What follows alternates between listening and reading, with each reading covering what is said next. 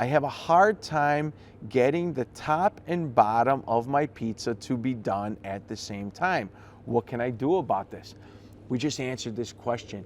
Same thing. Get yourself 2 stones or 2 pizza steels. If you're cooking in the oven at home, set those pizza stones or steel about 4 to 5 inches from each other. Let them warm up. It's going to take you in your oven at home at least an hour. Most ovens, the way they're set up to run, take a long time warming up those stones, especially if you put 2 stones or 2 steels inside. But if you put 2 stones or steels, one on each rack, set them about 4 to 5 inches apart, and bake directly in between them, now we've got 2 even heat sources on that pizza or even that loaf of bread, and it'll bake it very uniform, very even. No matter how old your oven or how new your oven, you'll have a very, very consistent result.